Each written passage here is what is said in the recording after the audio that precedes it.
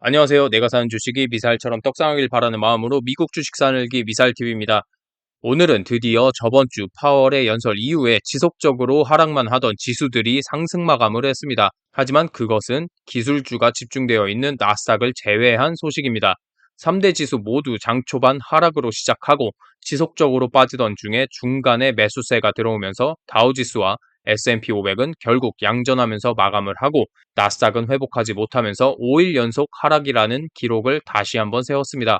나스닥이 이렇게 회복하지 못한 이유는 여러 가지가 있겠지만 가장 큰 이유로는 미국의 중국에 대한 반도체 수출 금지 때문입니다. 엔비디아와 AMD의 AI 반도체에 대한 중국 수출 제한을 걸어버린 것입니다.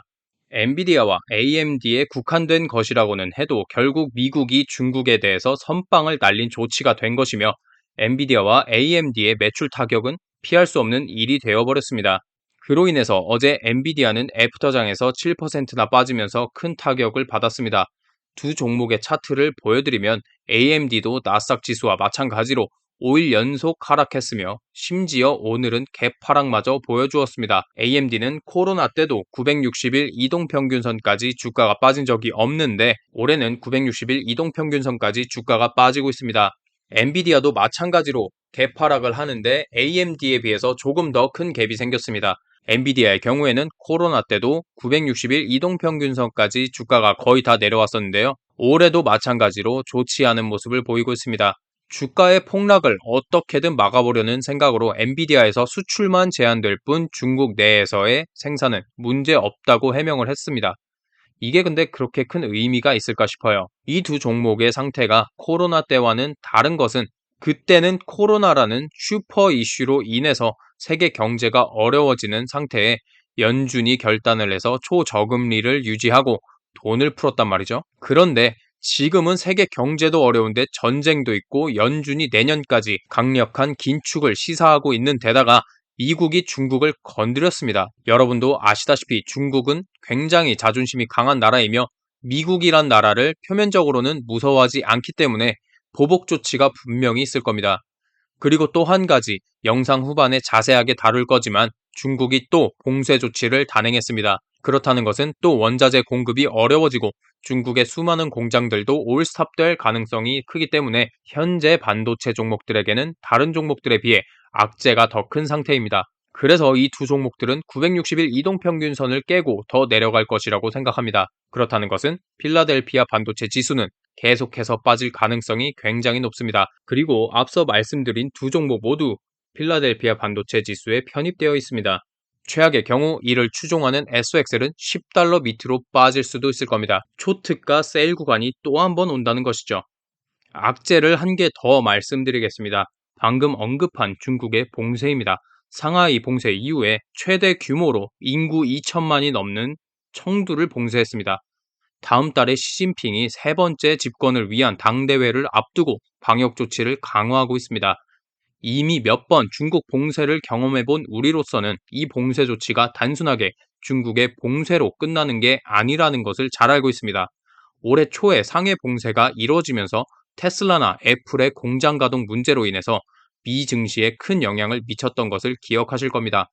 그때도 큰 문제를 유발했지만 지금은 그때와는 더 차원이 다른 문제라고 생각합니다. 전 세계는 이미 알고 있지만 다시 한번 중국이 대도시 한두 개쯤 봉쇄하는 것은 언제나 있을 수 있다는 것을 이를 통해서 다시 한번 느끼게 되면서 투자 심리가 더욱더 위축될 수 있습니다.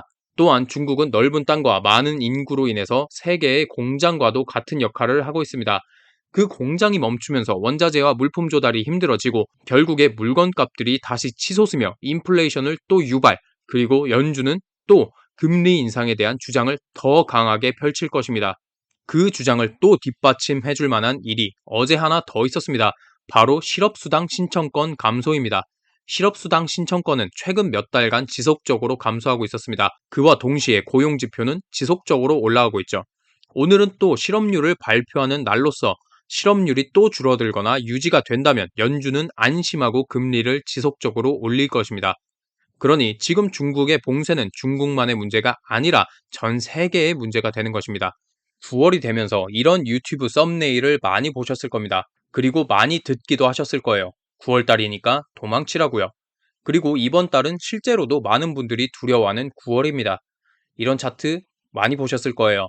S&P 500의 1975년부터 2020년까지 약 45년간의 월 평균 수익률을 나타낸 것입니다. 12개월 중 8월과 9월에 일반적으로 손해를 보고 있는데 8월보다 9월이 더 좋지 않습니다. 올해도 마찬가지가 될 것 같아요.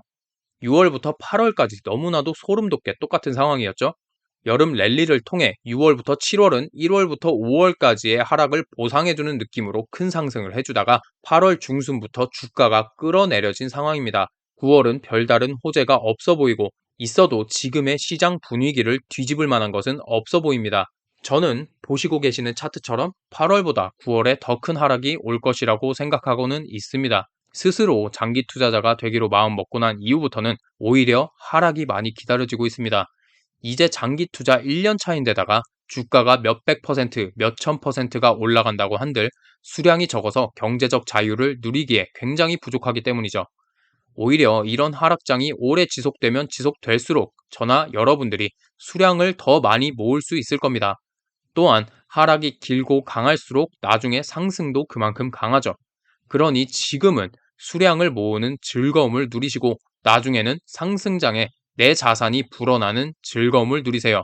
하락장과 상승장 모두를 즐길 수 있는 투자자가 되어서 남부럽지 않는 삶을 살길 바라며 오늘 영상을 마치도록 하겠습니다. 오늘 영상도 도움이 되셨다면 좋아요와 구독 그리고 알림 설정까지 부탁드리겠습니다. 감사합니다.